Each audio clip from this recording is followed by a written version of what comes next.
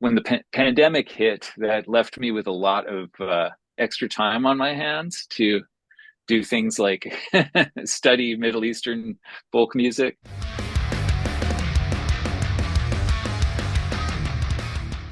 So I'm here with the wonderful Jeff Matz of the Brutes, the riff masters that are high on fire. How are you, my friend?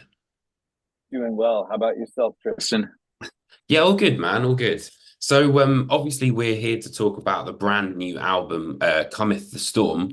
So I was just wondering if you might be able to sort of, let us know on some of the themes that the album tackles. A lot of it centers around, some of the difficult situations that we find ourselves in the world today, with, you know, various wars raging on and such, and Mhm. also, covering the challenges that the band has been through over the last 6 years, basically trying to rebuild. Yeah, man. I can imagine, like it's a huge place to take, being especially in a like a power trio, being the drummer. How did Coady Willis fit the bill, so to speak? When Des left the band, Coady was definitely on my list of top choices for someone to fill the drum position in High on Fire. Known Coady for a long time and known that he's a great drummer, and just watching him progress and grow as a musician over the years has been really cool. Through Big Business and the Melvins. High on Fire and Melvins did some touring back in 2011. We were in two earthquakes together. So we have that bond. That was pretty wild. We knew that Coady had a style that we thought would really suit our band and the material that we were writing. Our original drummer Des, one of a kind drummer. There's nobody like him. Finding somebody to bring their own unique character to the equation was really what we were after. And yeah, we just had a really good feeling that Coady was going to be a good fit, and yeah, proved to be right. Absolutely, man. I was wondering, because obviously it is a new record for Coady. Did he have a lot of sort of freedom in terms of writing, or was it kind of that you wrote parts and he would play them? How did that work? Oh yeah, he was very instrumental in the writing of the album. A lot of times, either Matt or myself will get one-on-one with the drummer and just like sort of throw melodic ideas out there, just like riffing around on guitar or bass and just kind of bouncing those things back and forth. For instance, how a drummer reacts to like a guitar riff that's thrown at them will sort of oftentimes shape the direction of the song. And Coady's also, he's a really creative musician. He's got no shortage of ideas of his own, and he brought a lot of really cool rhythmic um, rhythmic ideas to the table. Oh, cool, man. And you've also recorded with Kurt Ballou. I'm not sure if is this the fourth or the fifth time you guys are working together? Oh, that's a good question. Let's see. Yeah, I have to count. Yeah, I guess this would be like the fourth full length Blimey. that we've worked with him on. Yeah. So is he almost like a silent, member of the band at this point then? I mean, he had a very heavy hand in just crafting the sound of this album. He really has stepped into his own in a producer's role. Whereas I feel like when we first started working with him, it was more of he was more of taking an engineer's approach. But yeah, he's definitely, he brings a lot of great ideas as far as song arrangements, instrumentation, sort of little things to, additional parts to spice things up. Sonically speaking, I think that this album is probably the most powerful that we've ever done. Yeah, man. He knows how to make a riff sound like a two by four to the head. Like. And that's what you want, right? Yeah, exactly, man. I have been doing a little bit of research and a little bit of Instagram stalking as well. And I've seen that you're fascinated with Middle Eastern instruments as well. What is it that fascinates you about them? I got into it around the time that I joined High on Fire. Hmm. Um, a guy that I moved in with when I moved to Oakland to start playing with the band. He was playing in a band called the Secret Chiefs 3 Oh, with no way. Trace Bruins. Yeah, yeah, Oh, yeah. Yeah. So yeah, my buddy Rich. So he was always listening to really just wild sounding music. Like I would always hear these sounds coming from his room and hear him practicing his sarangi. He plays this Indian bowed instrument called the sarangi. Just like oh, such a really beautiful sound. But yeah, I was just like, here I'm listening to this stuff. And at a certain point, I knocked on his door. I was like, you got to show me what you're listening to because this is just too cool. So we ended up hanging out a lot, and the kind of Middle Eastern and particularly the Turkish stuff that he turned me on to was what really stuck with me. So I don't know, that element's been it's been a part of it throughout the years that I've been in High on Fire. Kind of first dipped my toes into the water with that in 2006 when we did Death is This Communion, recorded like a little instrumental piece on there called Conrad's Wall. Continued to listen to that type of folk music and try to integrate melodies and rhythmic ideas into the riffs that I would bring to the band. But yeah, like in 2019, like shortly before the pandemic, I decided to get a little bit more serious about studying it. And I found a teacher in Istanbul who was offering online balama lessons, which is like the instrument that I play a lot of on the new album. So yeah, I started taking lessons, 2019, and then when the pandemic hit, that left me with a lot of extra time on my hands to do things like study Middle Eastern folk music. So I started taking like sometimes 3 or 4 lessons a week. Working with different teachers in Turkey, and yeah, it became a bit of an obsession of mine, and continues to be. But yeah, that I just always felt like traditional music, like the melodies that I was hearing, and just the rhythmic qualities, and just the driving. There's like a driving force in some of these traditional like folk dances. It just had a heaviness to me. Like even played on acoustic instruments, that was just like it's hard to explain. But I always had the feeling that like this stuff should be integrated with heavier sounds. Like nobody was really doing it the way that I was hearing it in my head. So sort of attempted to bring some of that to fruition, particularly on the new album.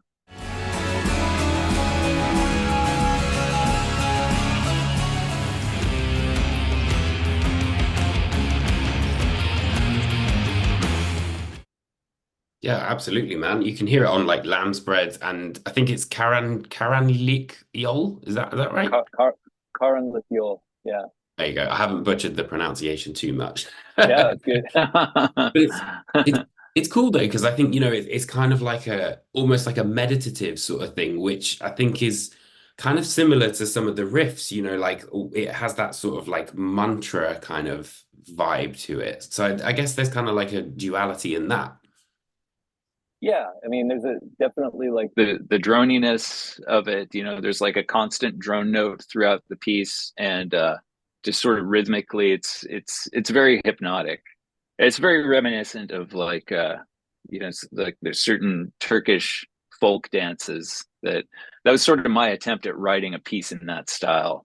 But obviously, you know, adding some high on fire elements to it with like heavy bass and just driving drums and then some like kind of psychedelic influence elements as well. Added some mellotron and actually my buddy that Rich, who initially got me into this kind of music, he played his Indian bowed instrument on the track as well. That's cool. It's So like a full yeah, circle moment, right? it is. Yeah, yeah, yeah. Because I was trying to get him to play on Death is His Communion back in the day. He was on tour with Secret Chiefs 3, and High on Fire was in Seattle recording the album. And we were trying to get him over to the studio with his sarangi to play on a track, but it just didn't work out timing wise. So been trying to make this happen for a number of years. So it's pretty stoked that we actually did it.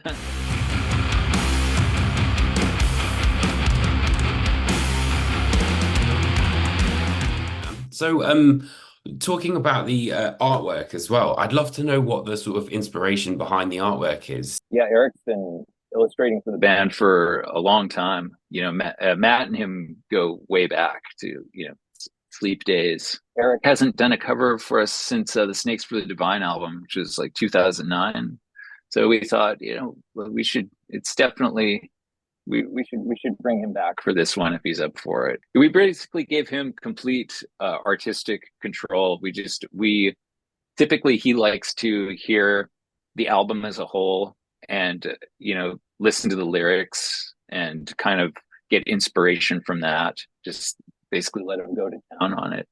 Yeah, I think he did an amazing job. So, I've obviously seen the Burning Down music video, and I was wondering, is it AI? Yes, so the artist Lars Christopher Hormander, he did use AI to bring the video to life. We came across his work on social media, like on Instagram. I saw some like wild looking horror. I had never seen anything like it. It was just wild. So I sent that to Matt and Coady. I was like, check this guy's stuff out. This is truly disturbing. We thought, this might be a really cool accompaniment for one of our pieces of music. So got in touch with him, and really cool guy. Was super into working with the band. Yeah, he came back like with this just crazy looking piece. We were just pretty blown away by. I mean, it's definitely disturbing. Yeah, man. Yeah. It's funny though, like the second that you mentioned about this artist, I was like, oh, of course. It's exactly his sort of style where like the face is almost kind of moving around and has a life of its own kind of thing. Oh yeah. No, it's definitely I feel like his stuff is instantly recognizable. People have very strong feelings about the use of AI in art, and understandably so. And I have to confess that I wasn't really aware of a lot of the controversy around this when we you know uh, decided to do this video in but I think that he does it in such a way that a lot of the original art is stuff that he creates himself. He's also a painter, and he sort of detailed the process that went into making this thing. Basically, like two completely sleepless weeks of just like coming up with these images and animating them and bringing them to life, and just all of the production that goes into it. Like I think he used about 5 different programs to create this thing. And yeah, I think he did a really amazing job. I know it's a bit of a divisive topic, but yeah, the video was absolutely fantastic. What would you say is, kind of the most valuable lesson that you've learned from your bandmates during the time of being in High on Fire? Wow, that's a tough question. I'll put you on the spot here. Yeah, Right, man. that's a deep one. Working hard and being true to yourself and what you love, just perseverance. Yeah, I definitely Yeah, feel that, High on Fire is the epitome of perseverance. It's that like immovable object. definitely. It's been a journey. So, what would you say for you, personally, has been your favorite experience, in creating Cometh the Storm? Hard to say. Um, I mean, I love the writing process. I love it when we collaborate and we create we grab something out of the ether that takes form, and it's something that we all feel really strongly about and love. When we received the final mastered version of the album, and just like having some time away from it, getting to kind of step back away from it, and then putting the test pressing on the turntable, and just sort of like sitting down and immersing myself in it and just hearing it in its final form. Um, that was very satisfying. I don't know if you remember, but I think it was the last time when it was like the Scala or something like that. I think it was quite a number of years ago. We did an Oh yeah. interview in a Pret-a-Manger cafe. Oh yes, I do remember that. That was Oh, I'm sorry, I didn't recognize you from that. it's all good, Oh, man. It's all that's good. right. I remember that wasn't the ideal spot for an interview. It was very noisy in there. Yeah, Awesome, man. it's been really lovely to chat to you again, and congratulations on the album as well. Absolutely amazing record. Really cool, dude. Oh, thank you so much, man. Glad you did it. Good chatting with you, Chris. Take care.